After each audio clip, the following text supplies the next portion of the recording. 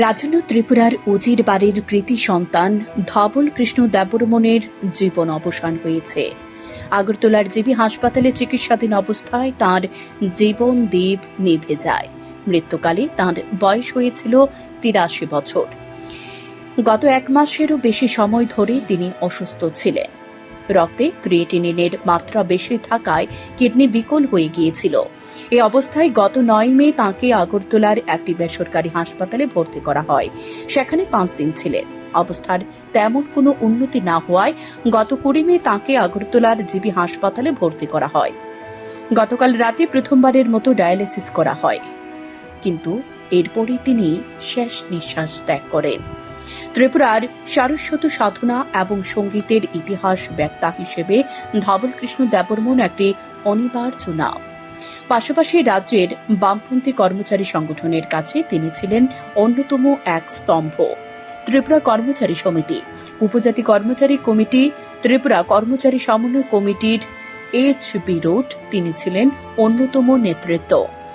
এছাড়া সারা ভারত জাতীয় কর্মচারী কার্যনির্বাহী কমিটিরও তিনি সদস্য ছিলেন। ত্রিপুরায় মিশ্র জনবসতি, মিশ্র সংস্কৃতি রক্ষার জন্য তিনি উল্লেখযোগ্য ভূমিকা গ্রহণ করেছেন। নিজে ছিলেন গৌরবোজ্জ্বল উজির বাড়ির সন্তান।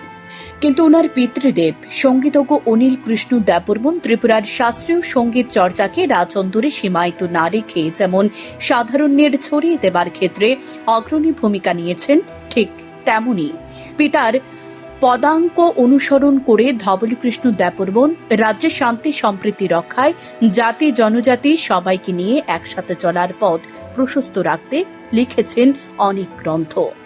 রাজঅন্তরে উচ্চাঙ্গ সঙ্গীত চর্চা, প্রবাদ প্রতিম আলাউদ্দিন সাহেবের সঙ্গে তাঁর পিতৃদেব অনিল কৃষ্ণ দেববর্মনের সম্পর্কের ইতিহাস তিনি দলিল আকারে লিপিবদ্ধ করে গেছেন।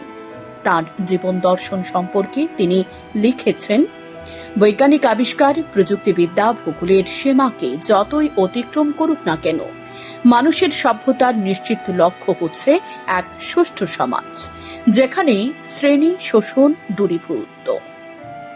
তাই এদিন থেকে মানুষের সংস্কৃতি বস্তুত আজ একটি, তা গণতান্ত্রিক অবস্থার সন্ধানে শোষণের হাত থেকে বাঁচার অবিরাম সংগ্রামের বিশ্ব সংস্কৃতি, যা যে কোনো দেশের যে কোনো জাতির পক্ষে কাম্য।